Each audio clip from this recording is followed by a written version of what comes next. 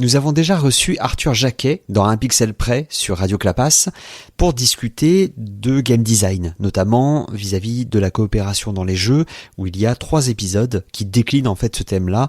Et avec Arthur, on a pu parler de pas mal de choses, notamment du fait que on est à la fois sur un profil de game designer et à la fois sur un profil d'illustrateur. Et donc là où ça va être intéressant, c'est que on avait déjà parlé d'un premier prototype de jeu qu'Arthur avait créé, un jeu en 3 dimensions à la première personne où on est un peu bloqué à l'intérieur d'une pyramide. Il va s'agir de jouer avec la gravité pour s'orienter du sol au mur, au plafond et pouvoir ainsi passer les différents obstacles. Là, il s'agit d'un autre jeu qui va se dérouler en 2D. On va avoir un scrolling horizontal, donc ça veut dire que le personnage se déplace de gauche à droite et où on a un système qui va être assez intéressant, très fortement marqué graphiquement. Il faut penser à de la bande dessinée globalement. On est vraiment sur de l'idée très esthétique. Il fallait s'y attendre avec un profil comme ça, mais aussi avec une logique, puisque Shell of the Coward fait appel à la thématique de la lâcheté.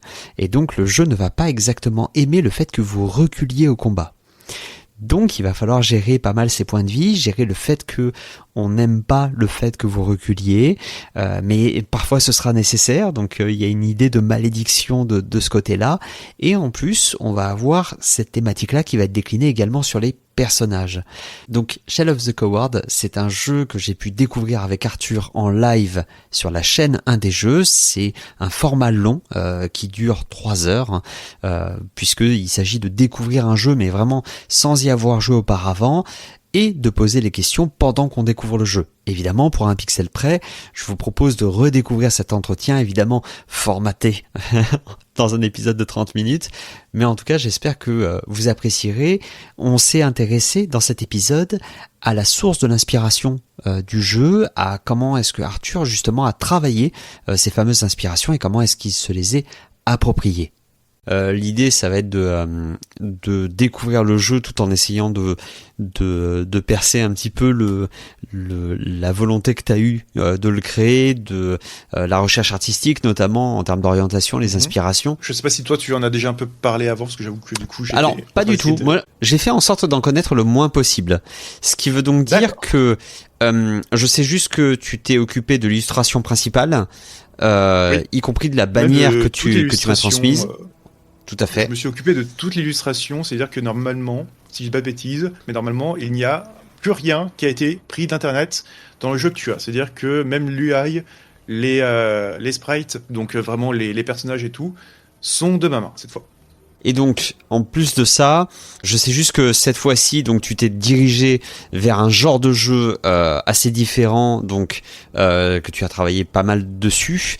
Et justement, j'ai essayé de me garder le plus possible la surprise pour découvrir à la fois les mécaniques, mais aussi du coup l'univers sur lequel tu as travaillé. Voilà, quoi. Donc du coup pour moi ce sera la découverte totale. J'ai juste lancé, comme là on l'a, de sorte à avoir la garantie que ça puisse fonctionner, mais c'est tout. Oui, c'est déjà une bonne garantie. C'est pas mal, c'est pas mal. En donc effet. Là, je lance. Je te laisserai pas forcément découvrir parce que ça n'a pas des choses que tu verras sur place, mais une fois que tu auras un peu lancé, je commenterai au fur et à mesure afin de pouvoir vous aiguiller, donc pas forcément sur ce que vous voyez, mais aussi sur les idées que j'ai sur ce que vous allez voir, en fait. Ok. Parce que, comme on vous l'a dit, c'est un prototype, donc c'est un jeu qui est très loin du produit final, sur laquelle il y a beaucoup de choses qui ont été faites, mais aussi sur laquelle il reste beaucoup de choses à faire.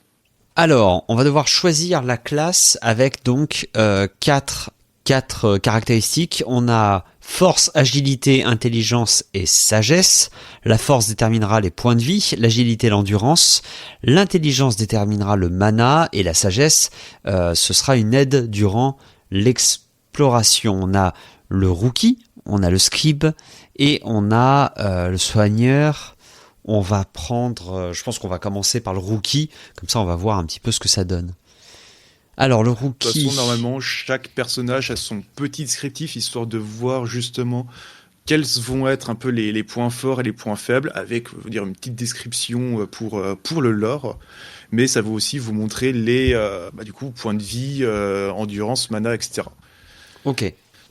Et donc là, on a le rookie qui va être plutôt en force agilité avec peu d'intelligence et un peu de sagesse, beaucoup de PV, attaque au contact, amélioration d'endurance. C'est un rookie, un peu trop con pour l'armée, mais parfait pour l'aventure. Exactement, on a le scribe. C'est... Pardon. Non, vas-y. C'est juste que, entre guillemets, sur les 3 personnages, le rookie est sans doute celui qui est le plus facile à jouer, étant donné qu'il a le plus de points de vie. C'est celui sur lequel tu vas avoir, entre guillemets, le plus le droit à l'erreur. D'accord. Sur différentes phases. Mais si je devais en effet donner un ordre de difficulté, ça serait rookie facile, soigneur moyen et scribe un peu compliqué. À prendre en main, surtout dans les premières fois. D'accord, parce que là, effectivement, le scribe est décrit comme ayant peu de points de vie, faisant de l'attaque à distance avec une augmentation de statistiques. Un scribe qui sait à peine écrire, c'est problématique. Alors imaginez quand on lui dit que c'est lui qui doit tenir le journal de la Horde. Et enfin, on a le soigneur qui va avoir une intelligence de 8, agilité et sagesse de 6, et force aussi en 6, soin, attaque au contact et distance, attaque élémentaire, un soigneur animalier qui a peur des animaux, on aura tout vu. Mais au moins, elle peut faire du thé comme personne. Donc visiblement, les 3 personnages ont chacun une grosse lacune qui malheureusement, se conjugue un peu mal avec leur classe, c'est-à-dire que le militaire est trop stupide pour être dans l'armée, le scribe il sait à peine écrire, et du coup soigneur c'est un élémentaliste animalier qui a peur des animaux. Voilà, on va dire que au début tu choisis pas non plus la crème de la crème, on va pas se mentir. Je vois. Mais justement, ça va être un peu le challenge de ce jeu. Ok. Alors en plus là on a déjà un tuto incroyable. En haut à gauche, on va avoir la fiche de personnage. En appuyant ici, vous aurez accès aux informations principales de votre personnage, statistiques, classes, etc. On a la partie évolution du personnage. En réunissant plusieurs conditions, un niveau suffisant et un certain nombre de compétences, vous pourrez évoluer de classe si vous le souhaitez. Cela changera vos statistiques ainsi que vos compétences apprises jusqu'alors. On a la foi de la servante. La servante a foi en vous pour l'amener à bon port, mais vous avez le choix de trahir cette foi pour suivre vos propres desseins. Plus votre foi baissera, plus la servante aura de chances de vous mentir sur les prochains événements. De plus, les bonus rencontrés durant la phase d'exploration seront moins grands, au contraire des malus.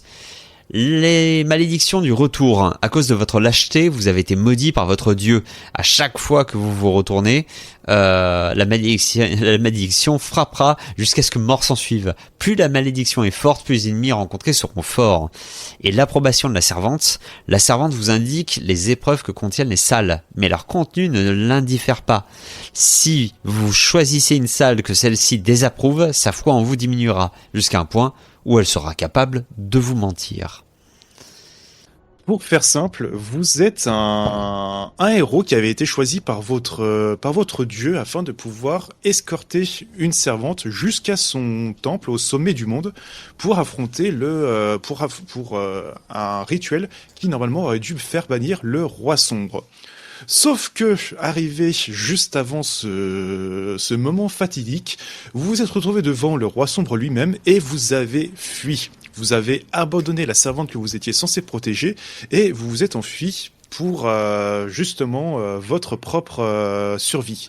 Le problème, c'est que votre dieu vous a retrouvé, normal, et il vous a maudit. Vous devez maintenant faire une quête de rédemption, qui va du coup être la base du jeu, afin de pouvoir racheter votre faute. Vous allez donc devoir escorter l'esprit de la servante que vous avez lâchement abandonné, afin de pouvoir terminer cette quête que vous avez fui. C'est pour ça que vous avez du coup cette foi de la servante en vous, c'est que c'est la chose qui va la maintenir dans ce monde. Et c'est aussi pour ça que vous êtes maudit, c'est votre Dieu qui vous a maudit à chaque fois que vous faites preuve de lâcheté. Donc ça signifie ici qu'à chaque fois que vous allez sur la gauche, que vous repartez en arrière, votre malédiction va augmenter. Vu que c'est Shell of the Coward, on a vraiment cette idée de lâcheté, d'affronter finalement les conséquences de cette lâcheté. Exactement. Donc vraiment, ça va être le lore au service des mécaniques. C'est quelque chose que j'apprécie faire dans mes jeux. C'est vraiment créer un lien entre tout ça. Nous avons un jeu qui du coup a une identité artistique 2D très marquée sur laquelle tu as travaillé et en même temps des inspirations elles aussi en termes de game design et en termes de logique, c'est-à-dire que on est sur un monde qui est sur de la dark fantasy où en fait on va il y a cette idée de si jamais tu commences à reculer tu vas être maudit, donc il y a vraiment cette idée de faire attention de pas trop s'avancer et en même temps de temps en temps ça va être inévitable. Qu'est-ce qui est arrivé en premier? Est-ce que l'entièreté du concept t'est venue il y a 6 mois ou est-ce que justement c'était un univers d'un côté ou des mécaniques de l'autre qui te trottaient dans la tête avant ça? Alors, pour faire simple, les mécaniques sont venues en premier. Ça veut dire que tout ce que je vous ai raconté, c'est quelque chose que j'ai un peu bidouillé afin que ça corresponde plus précisément aux mécaniques que j'avais.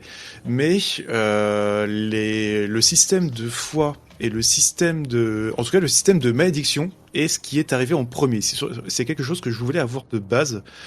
Parce que c'était un concept que j'avais déjà vu dans le manga dont je vous parlais juste avant, qui s'appelle Made in Abyss, ou pour vous faire expliquer assez simplement, vous êtes dans un monde où il y a un abysse qui se trouve au milieu du Nil. Lorsque vous y descendez, vous pouvez y trouver des trésors faramineux venus d'un ancien monde, mais qui sont aussi peuplés d'êtres étranges, un peu mystérieux, voire même de monstres qui veulent juste votre mort. Et le truc, c'est que tant que vous descendez, tout va bien, mais à partir du moment où vous commencez à remonter, ne serait-ce qu'une pente, vous allez avoir en fait une sorte de malédiction qui va vous atterrir, ce qui fait qu'en fait, plus vous descendez dans la piste, et plus la remontée va être difficile, jusqu'à un point où vous allez perdre votre humanité. Et je trouvais que c'était un concept que je trouvais vraiment excellent, parce que du coup ça pouvait jouer sur le déplacement et je trouvais que c'était quelque chose qui pouvait très facilement se retrouver comme concept de jeu vidéo. Donc j'ai essayé un peu de faire des recherches pour voir. Je trouvais que ça pouvait aussi se rapprocher un peu avec le mythe d'Orphée. Si vous connaissez pas, du coup, ça va être du coup Orphée qui va chercher sa destinée en enfer. Le truc, c'est que Hadès lui a dit, il n'y a pas de problème, à une seule condition, tu ne dois jamais te retourner. Et justement, il doit essayer de remonter cet enfer, sauf que bien sûr, à la toute fin, il trouve que c'est un peu silencieux derrière, il se retourne et elle disparaît. Et je trouvais que le fait d'avoir vraiment ce côté marche ou crève, c'était quelque chose que j'aimais bien, qui pouvait très facilement se retrouver dans un roguelike RPG. Et qui en plus pouvait me donner ce petit plus, ces petites originalités qui me permettaient en fait de faire sortir mon épingle du jeu. Oui, tout à fait. Et ensuite, voilà, j'ai essayé de creuser un peu plus ça, et c'est à ce moment-là où le système de foi est arrivé, où on va vraiment avoir, ok, marche ou crève, c'est très bien, maintenant il faut vouloir aller un peu plus loin, essayer de voir qu'est-ce que je peux faire avec ça. Parce que là, on est sur un style qui va être très bande dessinée. Moi, en plus, à chaque fois, je finis toujours à un moment donné ou un autre de l'interview par poser la question du transmédia, c'est-à-dire, à un moment donné, je t'ai vu en tant qu'illustrateur, tout autant qu'en tant que game designer. Ça veut dire que potentiellement, on pourrait imaginer un format BD, on pourrait imaginer, voilà, c'est une question que j'ai envie de te poser maintenant déjà. C'est vrai qu'au niveau des références visuelles comme design, j'ai essayé de ne pas me centrer sur le jeu vidéo, justement pour essayer d'aller plus loin que ça. Et parce que justement, j'ai été un peu dans la BD il y a quelques temps. Je suis quelqu'un qui adore le cinéma, qui adore prendre, on va dire, des idées d'un peu partout. Ce qui fait que, en fait, au niveau niveau graphique, je me suis inspiré de plusieurs petits mondes derrière. Il y a notamment un artiste sur YouTube que vous pouvez trouver qui s'appelle Blue Turtle, qui justement est en train de travailler sur un jeu, Itia, qui a ce même un peu style cosy, avec des traits, on va dire, assez fins, mais assez réguliers. Sur lequel c'est un élément principal sur lequel je me suis intéressé, et je me suis aussi intéressé avec Wild Frost, que tu as testé d'ailleurs il y a pas si longtemps sur Xbox Game Pass, et d'autres jeux avec Cataclysmo ou Dark Souls en soi, qui a été une référence pas forcément des plus visibles, mais une référence tout de même. Et après je peux aller chercher un peu soit d'autres artistes comme un qui s'appelle Panel Per Day, sur lequel vous pouvez retrouver, on va dire, des chevaliers, des choses, on va dire, assez fantastiques, mais avec un style assez reconnaissable. Et ma dernière grosse référence graphique a été un manga que j'avais lu il y a quelques temps, et surtout un animé, qui s'appelle Made in Abyss. Qui est un manga où la qualité visuelle va pas forcément être hyper reconnaissable, mais les décors en tout cas qui vont être intérieurs, en tout cas l'esprit derrière va vraiment être quant à lui incroyable. Ah, est-ce que c'était un jeu pour lequel tu avais déjà eu une idée qui te trottait dans la tête depuis un moment, ou est-ce que en fait tu as commencé à travailler justement sur le jeu au moment où tu as eu l'idée? Alors, j'avais l'idée de faire un roguelike RPG depuis quelques temps, mais c'est en travaillant en effet sur le jeu que les choses sont commencées à arriver. Attends, parce que du coup, en effet, moi ça commence... donc, par exemple, tout ce qui va être design... donc avec vraiment la malédiction, la foi, etc. Ce sont des choses qui sont venues entre guillemets petit à petit, mais sur lesquelles j'avais déjà une idée de base. Donc c'est juste au niveau de la façon de faire que ça a changé, mais en soi non, il n'y a pas vraiment.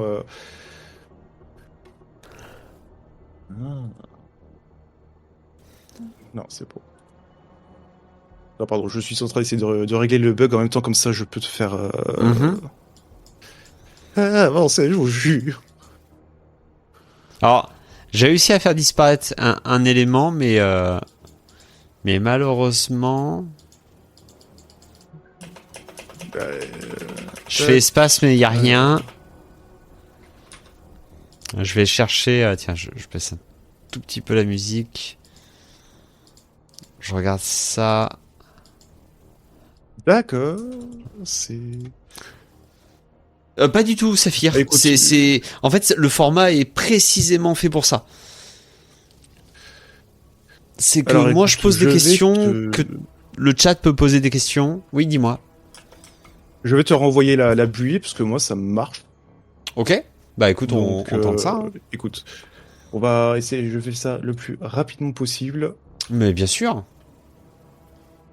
Hop. Mais bien sûr. Et non, ça fait comme disait un dé, le but ça va être de découvrir ensemble un peu comment un peu les choses sont faites, et en l'occurrence comment est-ce que j'ai travaillé sur mon jeu de ce côté-là. C'est ça. Il n'y a rien qui marche ce soir, c'est incroyable. C'est génial, je kiffe. Ah, c'est terrible. J'ai honte, je vous jure, j'ai honte. Mais non, il faut pas. D'accord. Et tu comptes offrir une place plus importante à la narration, ou est-ce que tu comptes un petit peu comme Wild Frost qui a vraiment été une belle découverte sur ce concept de jeu vidéo en jeu de cartes, où en fait vous allez tout simplement avoir une espèce de placement sur 2 lignes avec les héros face aux monstres, et donc du coup vous pouvez jouer des cartes pour faire des effets, la plupart du temps des effets pour soit geler les ennemis, soit justement booster vos capacités à vous, et ensuite avoir des cartes qui rentrent en synergie avec ces premiers effets. Est-ce que tu vas aller sur cette narration de Wild Frost qui en réalité est très très peu présente, c'est-à-dire que c'est des pages qu'on trouve et pas plus, ou est-ce qu'au contraire toi tu aimerais développer en plus avec tes compétences d'illustrateur justement cet univers? J'aimerais vraiment beaucoup plus mettre l'accent sur le lore que ce que tu peux avoir sur Wild Frost. Le but, ça va être un peu d'avoir beaucoup. Alors ça serait mon GOAT, ce serait d'avoir beaucoup plus de narration visuelle, d'environnement narratif sur justement les décors que tu vas avoir, mais aussi avec les personnages que tu vas rencontrer, les boss que tu vas avoir. Et on va dire que j'ai quelques idées de fin de jeu, entre guillemets, que je trouve très intéressantes, que je ne vais pas dire parce que à un moment, il faudra bien que vous le voyez de vous-même. Mais lorsque j'en ai parlé autour de moi, en tout cas, ça a fait mouche. Et le but, ça va être que, au fur et à mesure, en fait, que ça soit, entre guillemets, un peu comme à la Dark Souls. Ça veut dire que vous allez avoir, en fait, de la narration via les descriptions des personnages, via les compétences, via les objets. Donc, enfin bref, il faut que vous cherchiez un peu le lore afin que vous soyez vraiment récompensé de ce côté-là. D'accord, effectivement, oui, tu vas vouloir vraiment quelque chose de très présent, et c'est là où en fait on revient sur la question que je voulais aborder en tout début de live, mais c'est toujours compliqué de l'aborder avant d'y jouer. Tu as des personnages qui existent, tu as un univers qui existe, tu vois à peu près où est-ce que tu vas. Est-ce que justement on doit s'attendre, puisque tu en as la capacité, à avoir soit des bandes dessinées, soit même quelque chose de numérique, mais est-ce qu'on doit s'attendre justement à des supports en dehors du jeu? Alors, en soi, ça serait vraiment incroyable, très clairement, et clairement, si je peux faire un multivers de mon jeu, mais je serais absolument aux anges.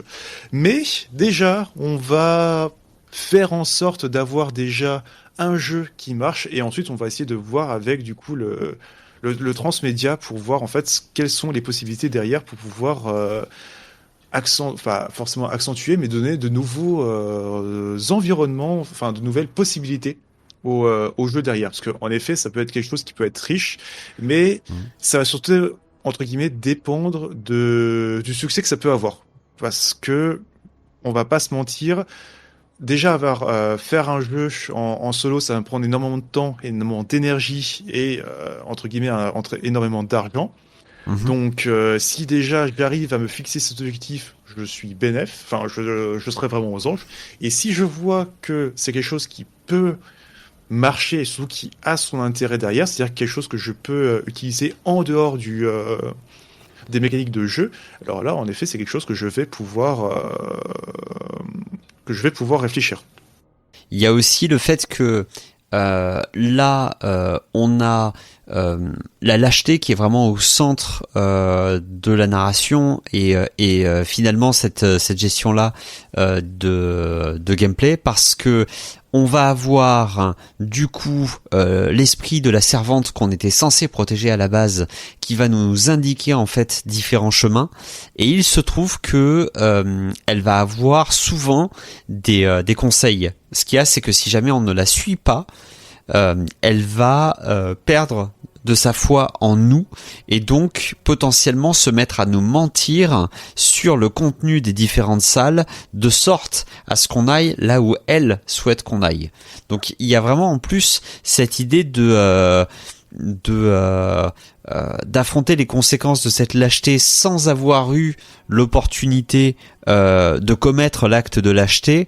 Est-ce que c'est un choix particulier justement de placer le personnage joueur dans cette situation de double peine finalement?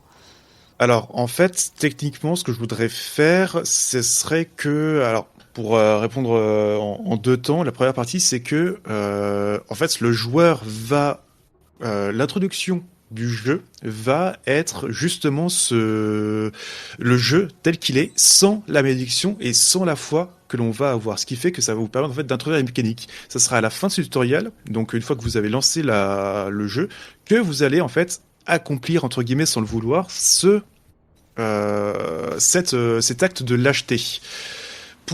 Donc ça serait entre guillemets une partie lore et une partie, on va dire, tutoriel. D'un point de vue mécanique, avoir cette double peine, ça va permettre en fait de, entre guillemets, séparer aussi cette peine. Ce que je voulais faire, en tout cas l'idée que j'avais, c'était qu'en fait la foi allait surtout interagir durant les phases d'exploration. Donc par exemple, lorsque vous choisissez ou non un événement, vous allez perdre de la foi, mais en soi, revenir à un événement précédent, en soi, c'est pas si impactant que ça pour l'instant. Ça reste encore quelque chose sur lequel je travaille, mais pour l'instant, ça reste ok tiers.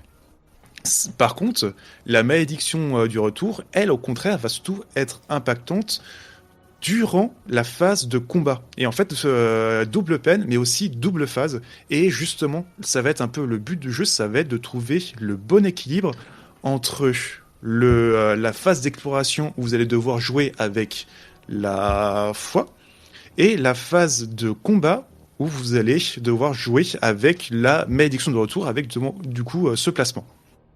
Et Donc c'est pour ça d'ailleurs ouais, qu'à la fin il y a cet équilibre tout le temps.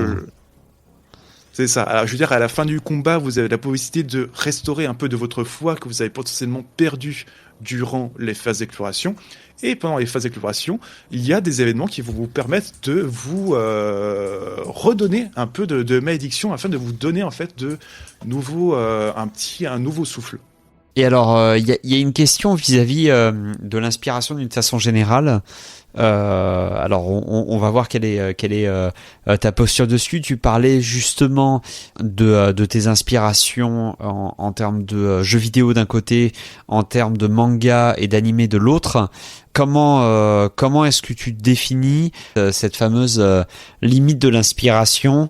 Et à quel moment justement tu parlais de la mythologie d'un côté et vraiment de la fiction moderne de l'autre? Où est-ce que tu traces la ligne entre ça et vraiment la récupération totale du mythe? Pour essayer d'expliquer ça, en fait, ça va être au fur et à mesure que tu travailles sur le projet, tu vas au fur et à mesure aussi t'approprier les aspirations que tu t'es trouvées, ce qui fait que du coup, tu ne te gères plus sur tes aspirations, mais tu vas en fait tracer ton propre chemin. Il faut se dire que les aspirations, en fait, vont être là comme base, histoire de te donner un ordre d'idée sur ce que tu veux faire, mais ensuite, au fur et à mesure, comme je l'ai dit, j'avais travaillé du coup sur le système de malédiction, ensuite le système de foi est arrivé, et même ça, entre le premier mois et aujourd'hui, c'est quelque chose qui a énormément évolué. Le cœur de jeu est resté le même, mais en fait, au fur et à mesure que je vais essayer de trouver d'autres inspirations, justement, qui vont essayer de contraster les premières inspirations, à partir du moment où je vais essayer de m'approprier, soit avec un style graphique, soit avec un lore qui m'est entre guillemets propre, je vais en fait c'est un peu comme de la couleur, si vous préférez. Vous avez pris du rouge, ok, vous essayez de peindre un peu, et ensuite, au fur et à mesure, vous rajoutez une petite teinte de jaune, de vert, de bleu, de différentes couleurs que vous avez trouvées, que vous trouvez sympa, jusqu'à avoir en fait une couleur qui est totalement différente du matériau que vous avez de base.